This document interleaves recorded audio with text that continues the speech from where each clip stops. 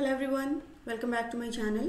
Hope you all are fine. So in our last video हम लोगों ने discuss किया था कुछ ऐसे फैक्टर्स के बारे में जो कि हमारे एंजाइम की एक्टिविटी को क्या करते हैं, अफेक्ट करते हैं. ठीक है, हमारा जो एंजाइम है उसकी एक्टिविटी को अफेक्ट करने के लिए हमने दो फैक्टर्स की बात की थी, जिसके अंदर हमने टेम्परेचर और पीएच की बात कर ली थी. ठीक है, आज के लेक्चर में हम डिस्कस करेंगे तीसरे फैक्टर के बारे में जो कि हमारे एंजाइम की एक्टिविटी को अफेक्ट करता है. और वो फैक्टर क्या है? वो फैक्टर है सबस्ट्रेट कंसंट्रेशन. ठीक है, तो चलिए बातें करते हैं सबस्ट्रेट कंसंट्रेशन के बारे में. अगर आप ग्राफ देखेंगे तो देखिए शुरू में क्या हो रहा है, ये बहुत ही तेज़ी से ऊपर की तरफ बढ़ रहा है आपका ग्राफ, और फिर बाद में जाके क्या हो रहा है, कांस्टेंट हो जा रहा है. क्या रीज़न है इसके पीछे? Let us understand. ठीक है, तो बात करते हैं हम सबस्ट्रेट कंसंट्रेशन की कि किस तरीके से सबस्ट्रेट कंसंट्रेशन जो है वो हमारे रेट ऑफ रिएक्शन को या एंजाइम के रिएक्शन रेट को कंट्रोल कर सकते हैं या इंक्रीज या डिक्रीज कर सकते हैं. ठीक है, तो देखिए substrate concentration, increase in substrate concentration increases the rate of reaction. क्या होता है, जब आप सबस्ट्रेट का कंसंट्रेशन बढ़ाएंगे तो रेट ऑफ रिएक्शन क्या होगा, बढ़ेगा. ठीक है, क्यों बढ़ेगा, क्या वजह है? इसके पीछे जो वजह है वो ये है. क्या वजह है? Occupation of more and more active site by the substrate molecule. ठीक है, चलिए देखिए मैं आपको एक डायग्राम के थ्रू बताती हूँ. लेट्स से ये हमारा एक एंजाइम है. ठीक है ना, this is an enzyme. Fine, okay, enzyme E. और हमारे पास क्या है, हमारे पास एक सबस्ट्रेट मॉलिक्यूल है. Let's say this is a substrate molecule S. ठीक है, तो ये सबस्ट्रेट मॉलिक्यूल आएगा और इस एंजाइम की एक्टिव साइट पे क्या करेगा, बाइंड कर जाएगा. बाइंड करने के बाद ये इसको किस में कन्वर्ट कर देगा, ऑफ कोर्स प्रोडक्ट में कन्वर्ट कर देगा. ठीक है, तो अगर एक सबस्ट्रेट मॉलिक्यूल है, एक एक्टिव साइट पे बाइंड हुआ तो क्या हुआ, उसको प्रोडक्ट में कन्वर्ट कर देगा. अब मान लीजिए हमने सबस्ट्रेट के कंसंट्रेशन को बढ़ा दिया, बहुत सारे सबस्ट्रेट मॉलिक्यूल्स आ गए, तो ये सारे सबस्ट्रेट मॉलिक्यूल जाएंगे और हमारे एंजाइम्स में जितनी भी एक्टिव साइट प्रेजेंट है उन सब पे बाइंड करेंगे. कुछ इस तरीके से समझ आ रही है बात, बाइंड कर रहे हैं ना ये सारे के सारे एक्टिव साइट पे. तो जब ये एक्टिव साइट पे बाइंड कर रहे हैं तो ज़्यादा सबस्ट्रेट बाइंड हुए सारे एक्टिव साइट पे.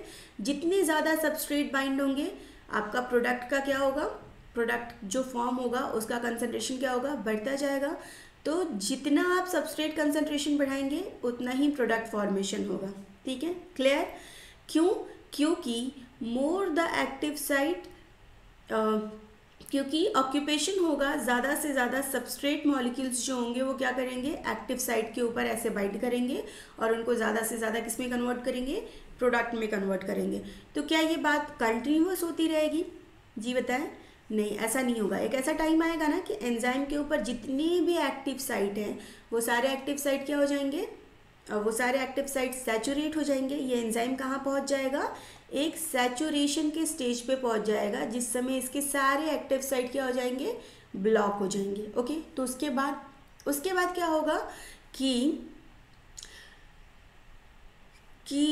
उसके बाद आपका जो रेट ऑफ रिएक्शन है ये क्या करेगा, डिक्रीज करने लगेगा progressively with the increase in substrate concentration. ठीक है, एक सैचुरेशन पॉइंट आने के बाद अगर आप सबस्ट्रेट कंसंट्रेशन को बढ़ाते भी हैं तो भी आपका रेट ऑफ रिएक्शन क्या होगा, बढ़ेगा नहीं, बल्कि वो एक कांस्टेंट रेट आ जाएगा, एक कांस्टेंट रेट से डिक्रीज करना शुरू कर देगा वो. समझ आ रही है ना बात? ओके, तो अगर मैं आपको ग्राफिकली समझाना चाहूँ तो ये देखिए आपका ग्राफ है, ये आपका रेट ऑफ रिएक्शन, ये आपका सबस्ट्रेट कंसंट्रेशन. इनिशियली देखिए, जब आप इनिशियली सबस्ट्रेट का कंसंट्रेशन बढ़ा रहे हैं तो क्या हो रहा है, रेट ऑफ रिएक्शन बढ़ता जा रहा है, काफ़ी तेज़ी से बढ़ रहा है. लेकिन एक पॉइंट आ गया, एक पॉइंट एक्स आ गया जिसको हम बोलते हैं सैचुरेशन पॉइंट, जहाँ पे एंजाइम का सारा एक्टिव साइट क्या हो चुका है, उस पर सबस्ट्रेट ने बाइंडिंग कर ली है. अब उससे ज़्यादा आप सबस्ट्रेट का कंसंट्रेशन बढ़ाएंगे तो आपका रेट ऑफ रिएक्शन बढ़ने वाला नहीं है, बल्कि क्या होगा, रेट ऑफ रिएक्शन अफेक्ट ही नहीं होगा. यहाँ से एक सैचुरेशन पॉइंट आ जाएगा, रिएक्शन एक कांस्टेंट स्पीड के साथ चलने लगेगा. देखिए क्या लिखा है, increasing concentration does not affect rate of reaction. इस पॉइंट पे पहुँचने के बाद आप सबस्ट्रेट का कंसंट्रेशन कितना भी बढ़ा लीजिए, आपका रेट ऑफ रिएक्शन बढ़ने वाला नहीं है. क्यों? क्योंकि सैचुरेशन पॉइंट आ चुका है इसके लिए. अंडरस्टूड? समझ आ गई बात है आपको? फाइन। तो ये था आपका कि सबस्ट्रेट कंसंट्रेशन बढ़ाने के साथ क्या होता है, हमारा रेट ऑफ रिएक्शन बढ़ता तो है, इनिशियली काफ़ी तेज़ी से बढ़ता है, लेकिन सैचुरेशन पॉइंट आने के बाद रेट ऑफ रिएक्शन कांस्टेंट हो जाता है। उस पॉइंट के आगे रेट ऑफ रिएक्शन इंक्रीज नहीं होगा, ठीक है ना, एक कांस्टेंट पॉइंट रहेगा। फाइन। इसके बाद देखिए एक और इम्पॉर्टेंट बात है, वो क्या है, माइकलिस कांस्टेंट। क्या होता है माइकलिस कांस्टेंट? देखिए माइकलिस कांस्टेंट को हम रिप्रेजेंट करते हैं Km से, ठीक है। ये एक मैथमेटिकल डेरिवेशन है, एक कांस्टेंट है जो कि इंडिकेट करता है chemical that indicates the chemical reaction catalysed by an enzyme attains half its maximum velocity. क्या बताता है ये माइकलिस कांस्टेंट? ये बताता है कि आपका जो रिएक्शन है वो जितनी वेलोसिटी से हो सकता है उसके हाफ तक वो पहुंच चुका है। क्या हो गया है, जो रेट ऑफ रिएक्शन है वो अपने मैक्सिमम वेलोसिटी के हाफ पे पहुंच चुका है, वी मैक्स बाई हाफ। अगर मैं आपको और क्लियरली समझाना चाहूँ तो चलिए देखिए ग्राफ की मदद से देखिए। यहाँ देखो, अगर आप देखेंगे तो आपको पता चलेगा कि ये क्या है, ये एक ऐसा पॉइंट है जहाँ पे आपका रेट ऑफ रिएक्शन कहाँ पहुँचा है, मैक्सिमम वेलोसिटी पे पहुँचा ना, वी मैक्स, ठीक है। कितने सबस्ट्रेट पे कंसंट्रेशन पे पहुँचा है, लेट्स से एक सबस्ट्रेट कंसंट्रेशन मान लेते हैं, सबस्ट्रेट कंसंट्रेशन ए। इस सबस्ट्रेट कंसंट्रेशन ए पे आपका जो रेट ऑफ रिएक्शन है वो वी मैक्स पे पहुँच गया है, ठीक है।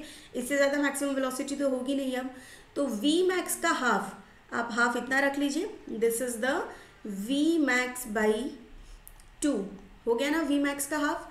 तो ये वी मैक्स का हाफ कितने सबस्ट्रेट कंसंट्रेशन पे पहुंचा है, आपका जो सबस्ट्रेट कंसंट्रेशन है ऑफ कोर्स उससे कम ही होगा, लेट्स से इसके हाफ सबस्ट्रेट कंसंट्रेशन पे ये कहाँ पहुंचा है, वी मैक्स बाई 2 पे पहुंचा है। तो ये जो सबस्ट्रेट का कंसंट्रेशन है जिस पे आपका रिएक्शन अपने मैक्सिमम वेलोसिटी के हाफ पे पहुंचा है, इसी को ही हम क्या बोलते हैं, इसी को ही हम बोलते हैं Km, माइकलिस मेंटेन कांस्टेंट।